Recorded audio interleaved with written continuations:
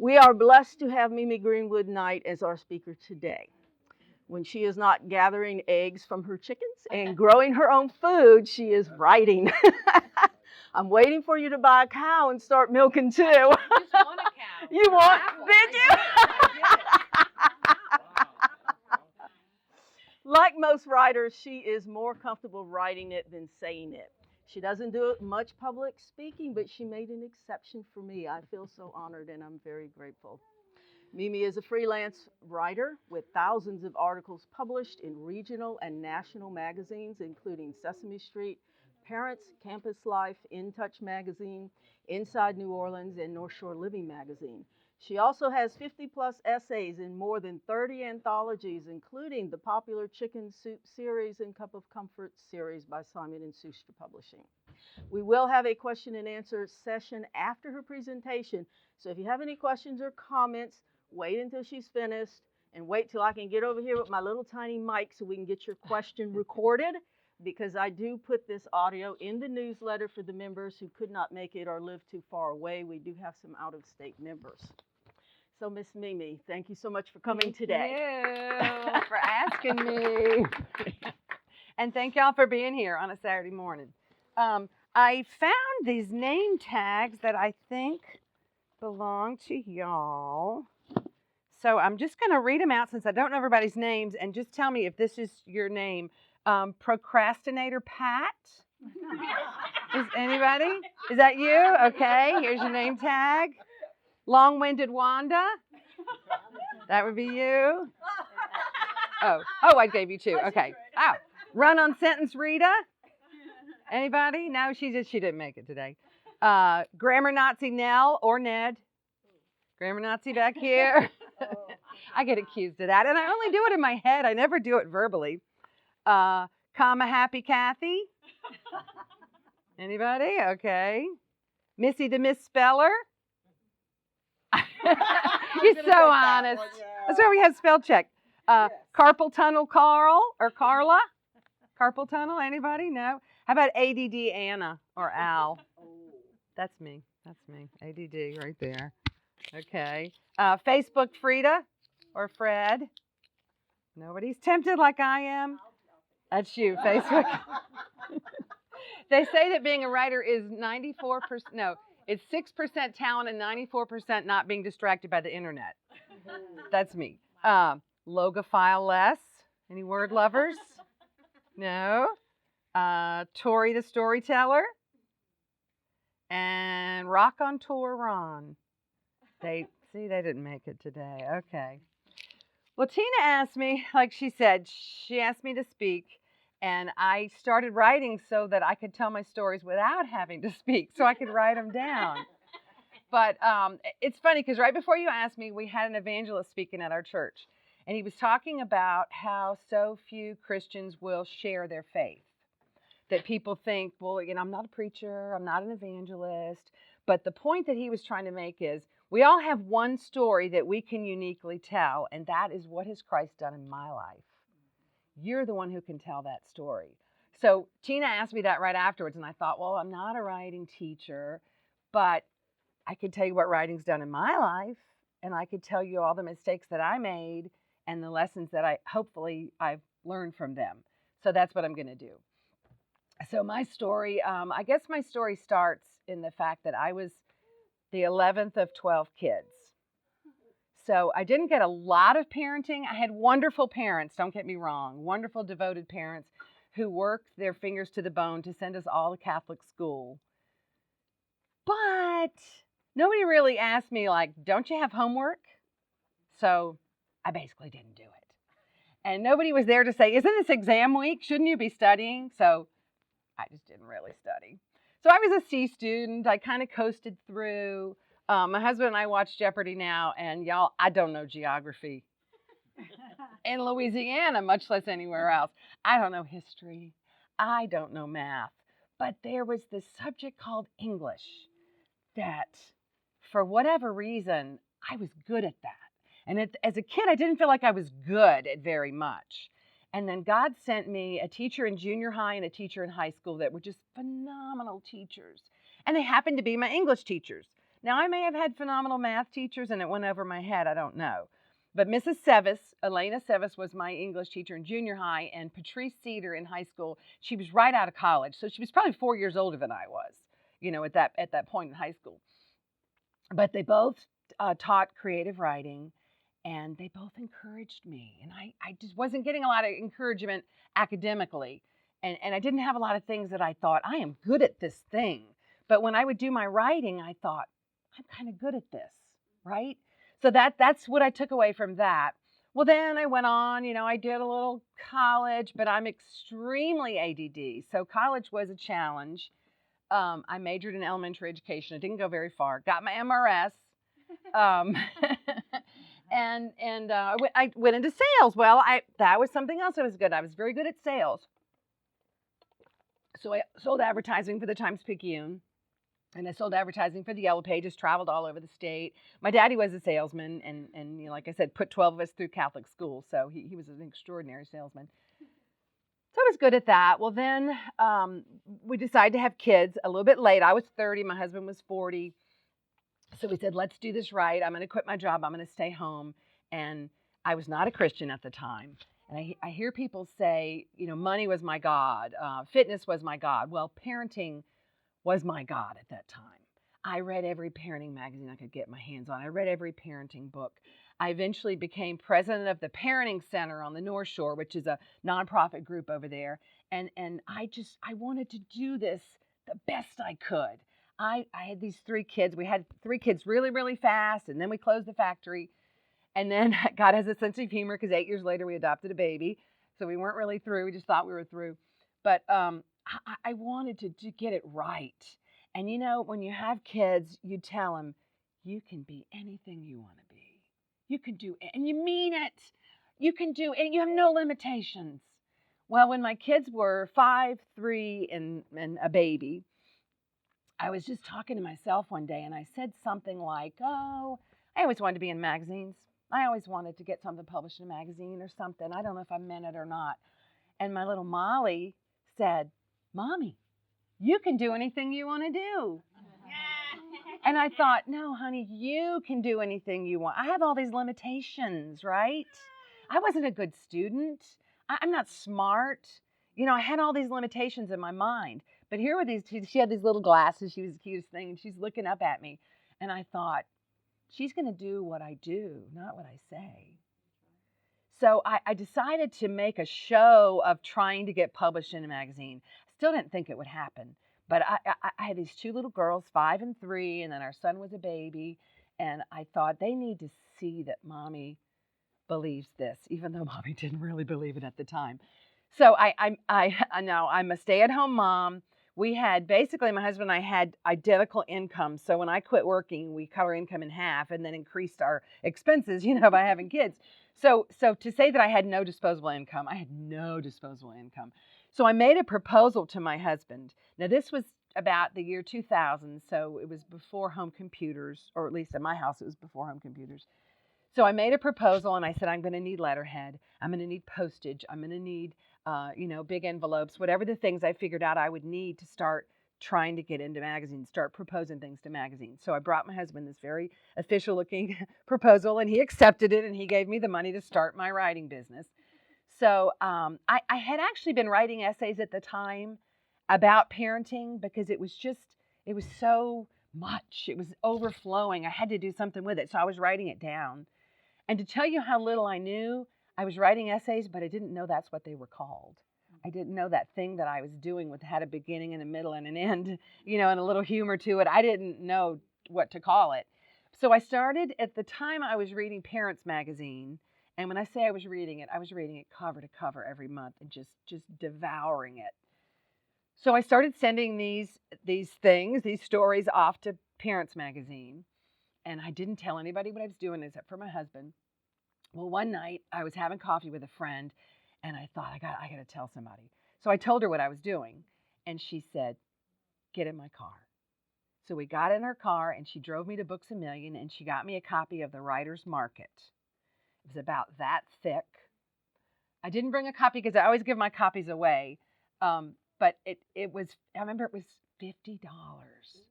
And that was so much money. I'm thinking, that's 2.5 bags of diapers. You know, that's 2 tanks of gas in my minivan. I didn't have $50, but she said, if you don't buy it, I'm buying it for you. Well, I couldn't let her do that, so I bought the book, and thank God I did, because if you're not familiar with it, it's pretty thick book, and the one I got, they have them for every kind of different genre of writing, but the one I got was for magazine writers because that's what I was interested in. Well, the first about quarter of the book, like if you picture Old Testament, New Testament, except switch it around. So about that, that much at the beginning of the book is exactly what to do to get started. How to write a query, how not to write a query. It has examples of queries that were accepted and went on, to be published, and examples of queries that weren't, and why. It had interviews with a couple of editors, very in-depth interviews, saying what turns you off to a writer, what attracts you to a writer, what do you buy, why do you buy it, what are you looking for, what do you never get that you wish you could find. And then the second 3/4 of the book, which is a really valuable part, and I remember at the time it was 700 specific magazines, a few lines from the editor, but it tells you what they buy, what they pay, how they pay, what they don't buy, do they pay a kill fee, all these real specific information about these different magazines, and genres like bicycling, camping, lumber, women's magazines, Christian magazines, every kind of magazine that you would want, you just could go to that section, lifestyle magazine, and see very specifically, these are the magazines that are available, this is what they buy, and all the information that you need to know. Well, the first thing I learned was everything I'd done was wrong. Everything up until that point was just garbage. But I started following exactly what they said in this magazine. And one of the things they talked about was writing clips, which back then was a physical Xerox copy. Here's something I've had published. And it's kind of like when you want a job, but you can't get a job because you don't have experience, but you can't get experience because you don't have a job. It's like you want to get published, but you can't get published so you can show that you've been published kind of thing. Well, this is such a God thing. But like I said, I was president of the Parenting Center, and we had a woman, and I forget if she was a pediatrician or a children's psychiatrist, but she started doing a column in the local paper, and it was Dear Parenting Center. So parents would ask questions, and she would answer them. She'd been doing it for about a year. Well, both of her parents were elderly, and I think they maybe both had dementia, so she needed to back off of some things. So she told us she couldn't write it anymore, and I said, I can write it, thinking, I don't know if I can write it or not, but I'm going to try. So I started where she would have the question, she would answer it as the expert. If somebody asked a question about teething, I would go talk to my to my children's dentist. And if they ask like a physical problem with kids, I'd go talk to my pediatrician. So I started writing this column myself. Well, now I had my writing clips that I could send. So when I would send my essay off to Parents Magazine, I could say, and here's where I was published. Now, it didn't actually have my name on it, and nobody ever asked me a single question. I made them all up. But whatever my kids were doing at that time, like I remember the first one that I wrote, one of my kids refused to use toothpaste, and it was my Molly who bucked everything and still does. So I talked to her dentist, and I said, does she have to use toothpaste? Well, no, she doesn't. And so I had to answer from that. So now I had writing clips. And then the next thing it said was, it doesn't really matter where you get your writing clips, just get them. So in other words, start off with really small publications. And my second one was it was a women's newsletter. I don't even know if it's still around, but it was Formerly Employed Mothers at the Leading Edge. Yes, so it's spelled female. And it was for women who had worked and now they were home. So I had a couple of things published in that. And I don't remember if they even paid me. I don't know if it was a paying gig or if it was just a really small amount. But anyway, now I had clips and now I could send them off. So I still had these 2 little girls that were watching me. So what we did was every single time I would send a query, I would show them the envelope. And my little Molly was the cutest thing. She was very petite, and she had these little glasses and this little page boy haircut. And she would stand in the middle of the post office with these envelopes, and she would pray over them. And people would just walk around her, and she'd just stand there and she'd pray, and then she'd say, okay, Mom. And she'd give it to me, and I'd mail it. And we'd wait a couple weeks, and we'd get a rejection letter. And she'd pray over the next one, and we'd mail it, and we'd wait a couple of weeks, and we'd get a rejection letter after rejection. And that's where having been a salesman came in handy, because as a salesman, you get these formulas like every 10th person is going to buy something from you. So 1 through 9 is just getting you that much closer. So the person who says no, you thank them and you go on your way and you go to the next person and the next person. So I kind of had that rejection already as a positive thing in my background. And then the other thing was that the writers market talks so much about rejection. So you have it as a reality that this is good, this is normal, this is positive. And we started, the girls and I would get our rejection letters and we started hanging them on the wall. Now, my office at the time was our laundry room, which I think is fairly large as laundry rooms go. We filled from ceiling to floor 2 entire walls of rejection letters. And I thought, my girls, when they go out into the world someday, will always have this visual of these 2 walls of rejection and mama sitting at her typewriter, because it was a typewriter when I started out, plugging away, plugging away. I just wanted them to see that. And one day, somewhere in October, my phone rang and it was Parents Magazine in New York, and they bought 2 essays. And I remember specifically the woman said, "I'm sorry it's taken me so long. These have been sitting on my desk for months." And I thought, if only you knew how much I was dying for that phone to ring. And they were sitting on my desk for 2 months. And then a month went by and they bought another one. And then a funny thing happened. The girls and I took all those rejection letters down and we had a bonfire and we burned them. And I've wished I kept them since then. I kind of wish I still had them. But then I didn't sell anything for a while. Like I thought, okay, that part of my life is over. Now I started getting rejection letters again. So that's all part of it. And I got to a point where I was selling essays every few months. And I was selling to the big guys in New York.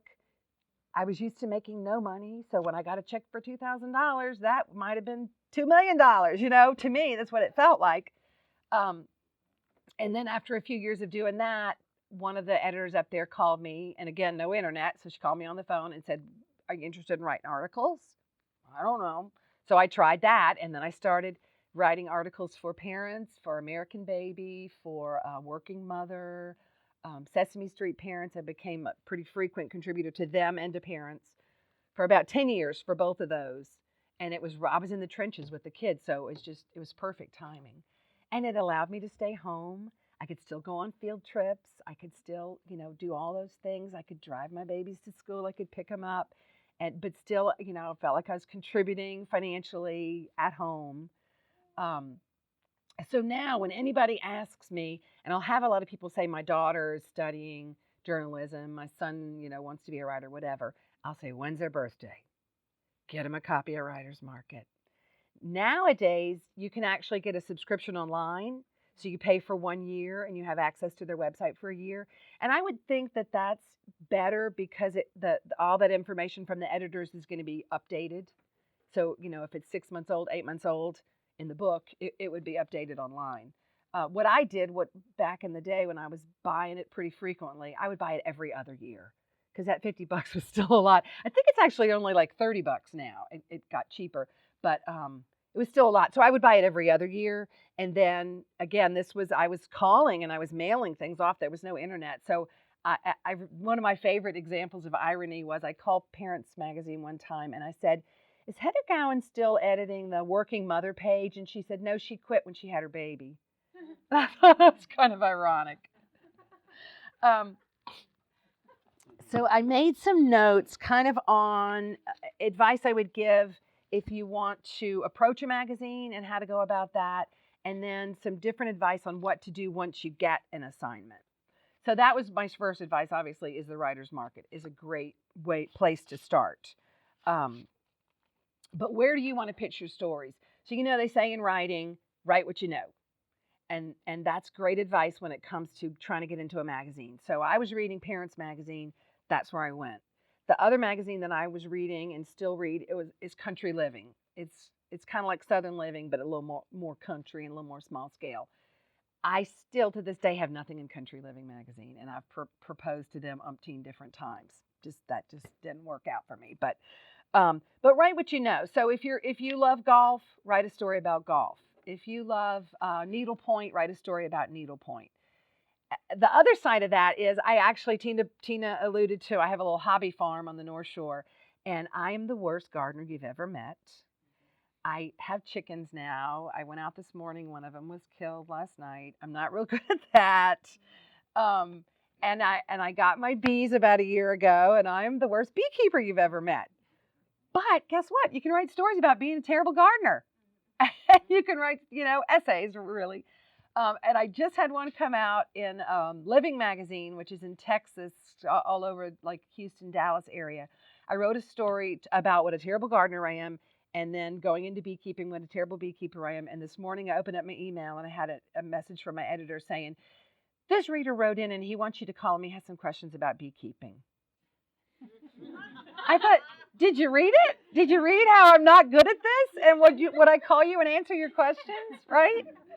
But write what you know, or I guess what you don't know, what you're really bad at.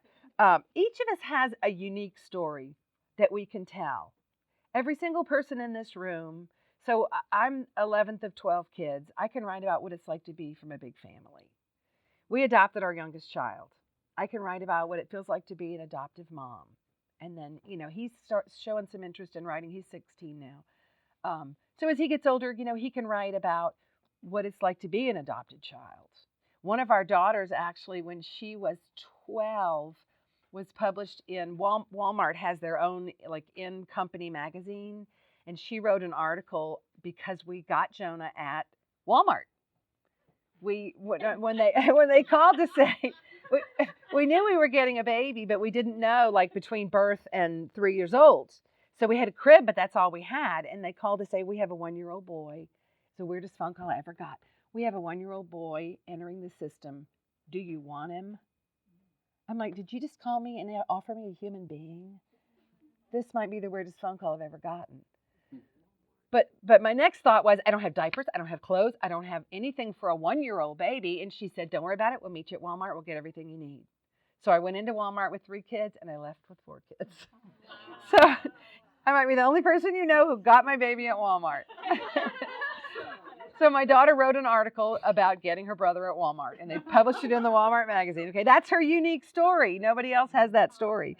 Study back copies. So once you decide that you want to pitch a certain magazine, and if you don't already, aren't reading it religiously, get some back copies. And if you contact the magazine, generally they have a bunch of back copies sitting around that they don't need, and they'll sell them to you for $1. Then they'll mail you, however many you ask for.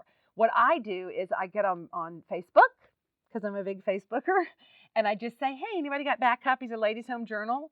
And a lot of times somebody's got a stack that they've been meaning to recycle, and they'll give them to you.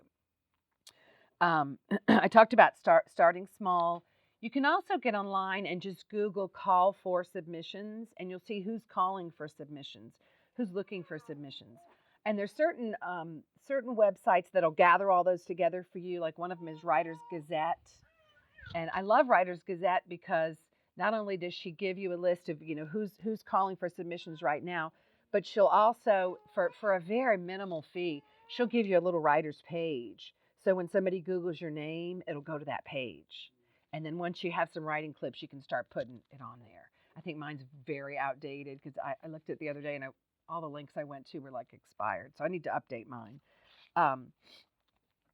Once you do land that assignment, you want that editor to be your best friend. So you don't want to do anything to alienate them. And some of the things you can do, well, initially when you're proposing it, if you propose something that's not their thing, you've just alienated an editor. So if you, for instance, if it's a secular magazine, you propose a Christian article, or vice versa. If it's a Christian magazine, you propose something that's clearly, I don't know, pro-abortion or so. That's extreme, but don't alienate them by not knowing their magazine, and don't propose something they just did, because you're going to alienate them that way too. Once you have the assignment, you want to know certain things, and generally the magazine's going to tell you right off the bat. But if they don't, you want to ask, what's my word count? Sometimes it's open. Like I write for Inside New Orleans and Inside North Shore, and they pay me $1 a word. They don't care how many words I send. Now there's on the short end they care. They want more than 1,000, but if I go 2,000, 2,500, whatever, they don't care. They're just going to pay me so much per word. Other places is different. When I was writing for Parents Magazine, one of the places that I wrote for consistently is they have a section called as they grow. And it starts with pregnancy, and it goes through pregnancy, infant. You're nodding your head, and then it goes through toddler, preschooler, on into, like, I think it stops at preteens. Those are very formulaic. It's 1,800 words, and within that 1,800 words, they want 900 words of straight copy. They want a bulleted list. They want a factoid. They know exactly what they want, and you need to send them exactly what they want. They don't need to write back and go, "This is great, but this is what we asked you for." You need to send them that. Know what your deadline is, and I may be the only writer in the whole world who I never miss a deadline. I'm just I'm funny about that. I'm a big procrastinator, and I tell my editors all the time, don't ever tell me, get it to me when you get it to me, because you're never gonna get it. If they say, well, I'd like it by May the 1st, but whenever, you're never gonna get it, because all these other ones that have deadlines are gonna keep jumping in front of it. So I tell my editors, even if you have to make up a fake deadline and just tell me like it's etched in stone, and you'll get the story. But know what your deadline is, and stick to your deadline. Make a friend of your editor. Nowadays, and this makes me sad, but most magazines are not going to copy straight text, unless you're talking National Geographic or the New Yorker. Everything's got to be kind of broken up into bite-sized pieces, because we're all in a hurry. You're flipping through a magazine. I tried to read my daughter's New Yorker the other day, and my brain could not. I couldn't do it. Like I said, I'm ADD, but they want they want text, but they also want call out boxes with little bits of information, bulleted lists within your texts, little fact here, little quote there. Where the lazy reader, and we're all getting to be lazy readers, is going to be able to, it's bite size, and they're going to be able to digest it. While you're working on an assignment, and this is a lesson that I learn and learn and learn, go back and revisit the assignment from the editor. I mean, generally nowadays it's going to be an email, and as you're going, go back and check, am I giving her what she asked for? Because again, that's a great way to alienate an editor, is they tell you specifically what they want, and you don't send them that. Now, sometimes as you're writing it, you see that there's another way that really would be better. You start interviewing your experts, and you think, well, we're trying to make this point, but really the point is over here. That's fine, but call the editor and give her the chance to say yes or no. Give him the chance to say yes or no, because they know what else is going in the magazine, and you may be recreating what somebody else is doing or whatever. But if you want to go a different way with the story, that's great, but just call the editor and say, look, listen to this. What do you think about this? And generally they'll say, great, chase it. Go with that. That sounds great. A few books that I love to recommend, and you guys may or may not know these, but this is the Bible, Bird by Bird by Anne Lamott. She is the writer's writer. This is one of the most delightful, just life-giving, joyful books, and very quirky and kind of irreverent. That's her sense of humor. She is a Christian. I will say she is much more liberal than I am. And you'll get that as you read it, but I mean, she is a Christian. It's a memoir, and it's also writing advice. She teaches writing, so she talks about her writing class, but she does get off on a lot of things about her life. But it's excellent, and it's very no nonsense. She talks about giving yourself. She talks about a 1-inch picture frame. Don't write any more than what you can see in a 1-inch picture frame, so you don't get overwhelmed and go, I have to write 1,000 words right now. Just write that, and then write that, and then as you go down. And she talks about terrible first drafts and how that's what you're supposed to be writing, is a terrible first draft. She says your first draft should be so bad that if you died in the middle of writing it and your friends and family read it, they would think that you killed yourself because you'd lost all your talent. That's how bad. And she's got wonderful quotes in here. Listen to this quote. This is from Flannery O'Connor. Anyone who survived childhood has enough material to write about for his or her life. Tell your story. Yeah, she's wonderful. This is another one, and I know a lot of people dismiss Stephen King, but this is an excellent book on writing. And again, very no nonsense. It's like that. It's a memoir, but it's also, he talks about his childhood. He talks about his drug addiction, a lot of things like that. But it's great advice that you can really use about writing. One of the things that I took away from this was dialogue attribution.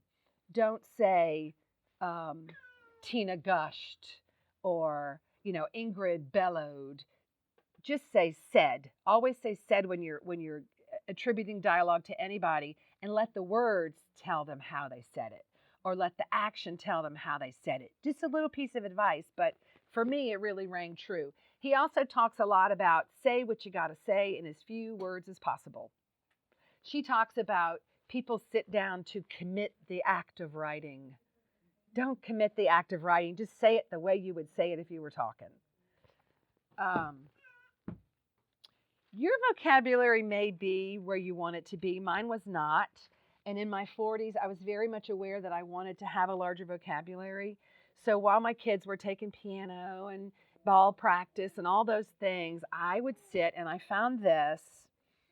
I had the first one and the second one. There may be more by now, but it's vocabulary cartoons. It's really fun. It takes a word, it gives you a really silly cartoon to kind of lock it in your brain. And then it gives you the definition, it gives you examples, and then at the end of each chapter, it gives you a test. I feel like I learned a lot of words from these books, and I did them more than once. This is just for fun, but if you write poetry, you need a rhyming dictionary. I only write poetry for fun thing, like for our family reunion or, for my Pequeno group when I'm being silly. But it's a hoot. Like, for instance, okay, you want to rhyme the word box. So you go to ox, O-X, and it just goes blocks, clocks, docks, flocks, fox, gawks, hawks, and then it gets into cash box, crosswalks, deadlocks, and it gets longer and longer like that. Jaywalks, knee socks, but lunchbox. It's just fun if you're right. If you're writing poetry. Now, this is an old copy. They've done more books for writers, but this was a lifesaver for me way back in the back. It's not even an essay, but it's called Consider This. It lists famous writer after famous writer after famous writer and the rejection that they encountered. It really bolstered me early on to know that I'm in the same book as Margaret Mitchell, or I'm in the same book as Alex Haley. Listen to some of these. So Richard Hooker wrote MASH, the original book MASH, was rejected by 21 publishers before Morrow published it, became a runaway bestseller, spawning a blockbuster movie and a highly successful television show. So that story of MASH was rejected 21 times. I'd like to think that I would have kept going after 21 times. Some of these are outrageous. Louis L'Amour, who's the author of more than 100 westerns and with 200 million copies, was rejected 350 times. I just don't know that I would keep putting myself out there 350 times. John Creasy was rejected 774 times for his first story. He went on to write 564 books using 14 different names.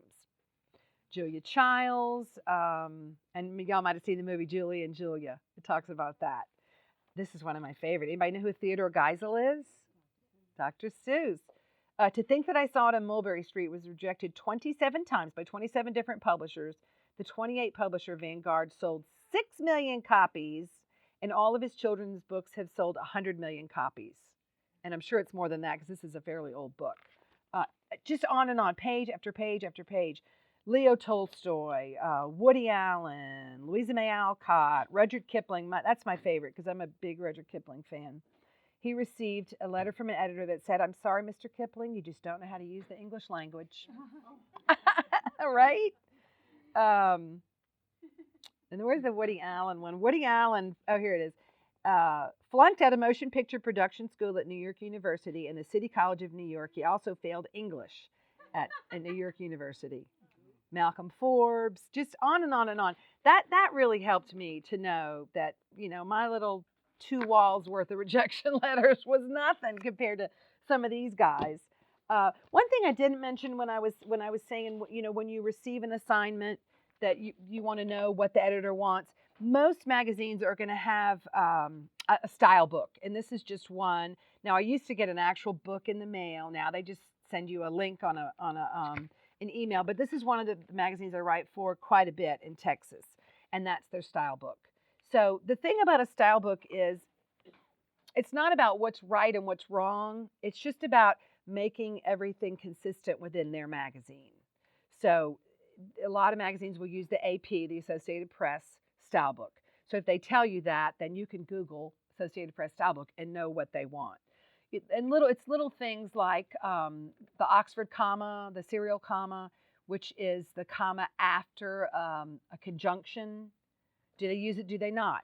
Again, it's not right or wrong to use a comma before a conjunction, but it's just what do they do so that somebody's not having to come behind you and fix it every time.